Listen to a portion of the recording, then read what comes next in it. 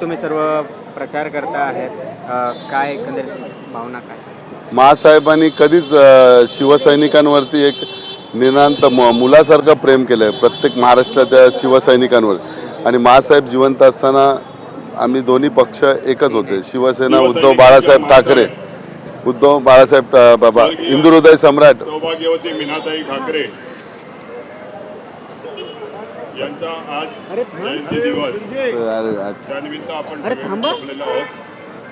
महासाहेबांच्या चरणी नतमस्तक होण्यासाठी आपण उपस्थिती राखलेली आहे. आज आमच्या सगळ्यांच्या महाराष्ट्राच्या मीनाताई ठाकरे यांचा आज यांना आदरांजली वाहण्यासाठी दरवर्षी इथे शिवसैनिक येतो, ह्यावेळी मनसैनिक येतो, आलेले सुद्धा आहेत, आमचे किल्लेदार आलेले आहेत. महासाहेब ज्यावेळी होते कुठला भाग नव्हता किंवा मनसैनिक किंवा शिवसैनिक एक मातोश्रीच्या आशीर्वादाने कार्यरत होते. आणि महासाहेबांनी कधी तफावत केलं नाही कुठल्याच, म्हणजे महाराष्ट्रातला कुठलाही सैनिक आला तर त्याला मुलाप्रमाणे त्यांनी माया दिली आहे. त्यामुळे महासाहेबांबद्दल एक सगळ्यांना हृदयात सगळ्यांच्या स्नान आहे. मनसेचे संतोष दुर्वे आज भाजपमध्ये प्रवेश करणार आहेत. खरं तर ते 194मधून इच्छुक होते, मात्र तुमच्याकडून देखील होते की ही जागा आपल्याला मिळावी, त्यामुळे ते नाराज होऊन तिकडे गेलेत असं बोललं जाते. काय नेमकं तुमचं? ऐका, संतोष दुरी हा का ओरिजिनल कुठला सैनिक नव्हता. तो मुकेश पुरव म्हणून एक होता आमच्या इथे, त्याच्याबरोबर तो असतो. ॲक्च्युली त्याला राजकारणाचा काही गंधच नव्हता, परंतु यशवंत किल्लेदार असू दे किंवा ते त्यावेळेचे राजसाहेबांचे जेवढे अनुयायी होते त्यांच्याबरोबर त्यांचे संबंध चांगले होते, त्यामुळे त्यांना तिथे तिकीट दिले. ती पण तिकीट नशिबाने, म्हणजे आमच्या दोघांमध्ये फाईट झाली, माझ्यात आणि ज्योती भोसलेंमध्ये 200 मतांनी फक्त निवडून आलेला संतोष दुरी. संतोष दुरी गेल्याने काय विभागात काय 5 पैशाचा किंवा 2 पैशाचा सुद्धा फरक पडणार नाही, एवढी गॅरंटी आम्हाला माहिती आहे. सर, आज तुम्ही इकडे आला आहे, मात्र संतोष दुरी यांचं पण आपण ऐकलं आहे 1 वाजता पक्षप्रवेश करता असं कळलं. किती वाईट तुम्हाला वाटतं आणि काय तुमचं? नाही, मुळात ज्या व्यक्तीला म्हणजे असं म्हणतात नाही, असं उचलून त्याला मोठं करणं हे काम पक्षाने राजसाहेबांनी केलं, त्याला नावारूपाला आणलं. अनेक जबाबदाऱ्या पक्षाच्या त्यांच्याकडे आहेत. एका किरकोळ एका निवडणुकीसाठी आपण जर नाराज होणार असेल तर ते एक मला वाटतं की त्यातून त्यांची मानसिकता कळते की तुम्ही किती स्वार्थी आहे, किती स्वार्थीपणा दाखवणार. पक्षाने काय कमी केलं तुम्हाला, तुम्ही कोण होतात, काय होतात, आणि आता आजच्या तारखेला तुम्ही कोण कुठल्या जागेवर आहात. तुमच्याकडे अनेक जबाबदाऱ्या पक्षाच्या आहेत, तुमच्यावर नितांत तुमच्यावर विश्वास होता साहेबांचा, आहे, अजूनही आहे, आणि तुम्ही असं वागता.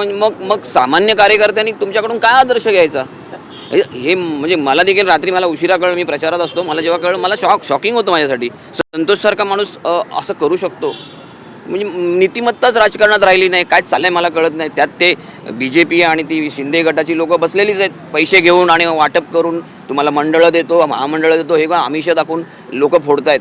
ह्यांच्याकडे स्वतःची लोकं नाहीत, दुसऱ्या पक्षातले चांगली चांगली लोकं उचलायची आणि स्वतःचे पक्ष चालवायचे. मला सांगा, शिंदे गट असो किंवा BJP असो, यांच्याकडे 80% अधिक सगळे बाहेरच्या पक्षातलीच लोक आहेत. स्वतःच्या पक्षातली लोक दाखवा.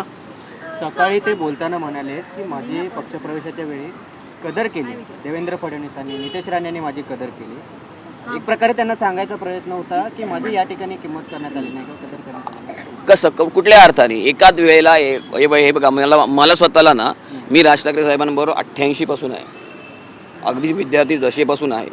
मला पहिल्यांदा निवडणूक लढवायला संधी मिळाली आहे. इतक्या वर्षात मला मिळाली नाही संधी. इतरांना मी संधी दिली, इतरांसाठी मी काम केलं, इतरांना निवडून आणलं. आम्ही नाही नाराज झालो.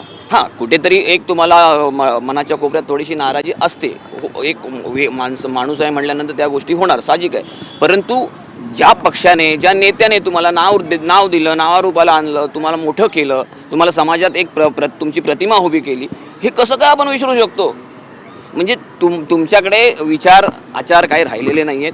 तुम्ही फक्त स्वार्थासाठी, पैशासाठी धावतात, हेच यातून निदर्शनात येतं. आपण बघितलं तर संदीप देशपांडे देखील सध्या अपक्षांचा प्रचार करताना समाज माध्यमांवर दिसून येत आहेत. कशा पद्धतीने बघताय? कारण त्याच ठिकाणी तुमचे युतीचे उमेदवार तिथे ऑलरेडी उभे आहेत. कुठल्या अपक्ष? अनिशा माझगावकर असतील किंवा आणखीन काही अपक्ष आहेत, त्यांचे थेट समाज माध्यमांवर पोस्ट त्यांनी टाकलेल्या पाहायला मिळतात. मला वाटतं अनिशाजी ह्या आमच्या पक्षाच्याच आहेत आणि त्यांना त्यांच्या कॉर्पोरेशनमधल्या सहकारी देखील आहेत. अगोदर दोघंही एकाच वेळेला नगरसेवक होते सभागृहात, म्हणून कदाचित एक मैत्री खातर एखादी पोस्ट टाकली असेल. याचा अर्थ असा होत नाही की ते पक्षाच्या विरोधात काही काम करत आहेत. मुंबई अध्यक्ष आहेत ते. मीडियाशी देखील रोज मीडियाशी संवाद साधणारे देशपांडे आता मीडियाशी देखील बोलायला नकार देताना पाहायला मिळतात. नाही त्यांचा त्यामागचा उद्देश वेगळा आहे. त्यांचा उद्देश असा आहे की निवडणूक लढवणारे जे उमेदवार आहेत, कॅन्डिडेट्स आहेत, त्यांना फुटेज मिळावं. आज त्यांना फुटेज मिळण्याची गरज आहे, त्यांचा प्रचार होण्याची गरज आहे. तर तुम्ही उमेदवारांकडून तुमच्या प्रतिक्रिया घ्या असं त्यांनी आम्हाला देखील सांगितलं. मला वाटतं पत्रकारांना देखील तसेच मेसेज दिलेले आहेत. तर त्यांचा तो उदात्त हेतू आहे. उलट त्याच्याकडे चांगल्या दृष्टिकोनातून पाहायला हवं आपण. शिलेदार साहेब, राज ठाकरेंनी म्हटलं होतं की मला सुद्धा ऑफर आल्या पण मी त्या दुर्गावून लावल्या. संतोष गुरुच्या मागं पडल्यामागं काय घटना घडल्या असतील असं तुम्हाला वाटतं? नाही, काही कल्पना नाही. आमिष दाखवली गेली. आमिष दाखवली, महामंडळ देतो वगैरे, ही आमिष तर दाखवलीच जात आहेत. पैसा तर आहेच, महामंडळ देतोय, महामंडळाची सदस्यपद देतोय, हे तर आम्हाला कळलेलं आहे. आता कोणाला कुठलं नेमकं दिलं हे इतकं माहीत नाही, पण आमिष दिली जात आहेत. सुरुवातीपासून त्यांची नाराजी कायम होती, जी भाजप पक्षप्रवेशापर्यंत पोहोचली. संदीप देशपांडेंना अपयश आले का त्यांचं मन वळवलं?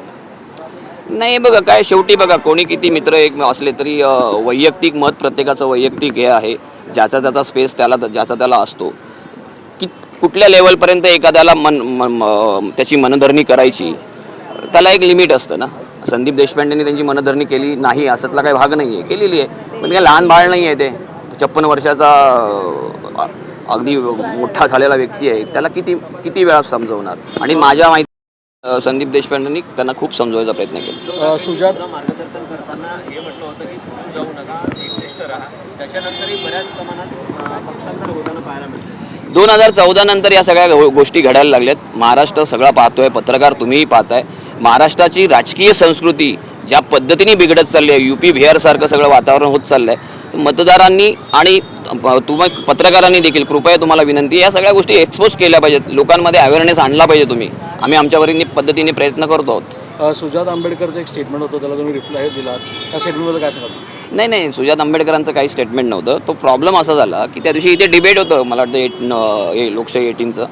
त्याच्यामध्ये आमच्या नेत्यांवर म्हणजे आदित्यजींवर, अमितजींवर त्यांनी टीका केली. त्यांचे जे कोणी होते म्हणजे वैयक्तिक खालच्या पातळीची टीका केली. त्याच्या रागाने मी देखील मग त्यांना असं म्हटलं की तुमच्या नेत्यावर आम्ही एक विशिष्ट शब्द पद्धतीची टीका केली, तुम्हाला चालेल का? त्याच्यावरून तो गदारोळ झाला. पण ती एक नेता टू नेता अशी ती टीका होती. त्याच्या कुठल्या समाजाला दुखवायचा आमचा काही हेतू नव्हता. त्याच्यामध्ये माझ्या ध्यानीमनी पण नाही ही गोष्ट. मला आता माझ्या सोशल मीडियाच्या टीमने सांगितले की त्या लिंक फिरवली जाते आणि त्याच्यावर खूप समाज दुखावलेला आहे आणि त्या नाराजी व्यक्त करतोय. तर मला वाटतं की मी कुठल्याही समुदायाला हेतूच पुरस्कार दुखवण्यासाठी असं काही बोललो नव्हतो. तो शब्द जो वापरला तो आताताईपणे रागाच्या भरात मी उच्चारला असेल. खरं तर माझा तो तोल गेला. मी संयम राखायला हवा होता. तर मी सर्व त्या समुदायाची मी दिलगिरी व्यक्त करतो. त्यांची काही मनं दुखावली असतील किंवा काही नाराजी त्यांच्यामध्ये असेल तर मी दिलगिरी व्यक्त करतो. कारण खरोखर सांगतो, माझ्या ध्यानीमनी नाही, मी माझ्या स्टाईलमध्ये स्टान्समध्ये बोलून गेलो. खरं तर तो संयम मी राखायला हवा होता, तो मी राखला नाही. त्याबद्दल दिलगिरी व्यक्त करतो. थँक्यू. धन्यवाद. लोकशाही कोण?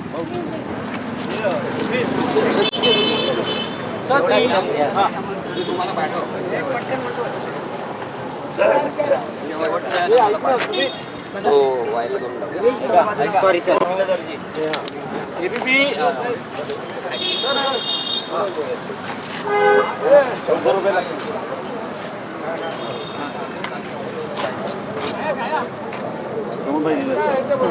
दोन मिनिटं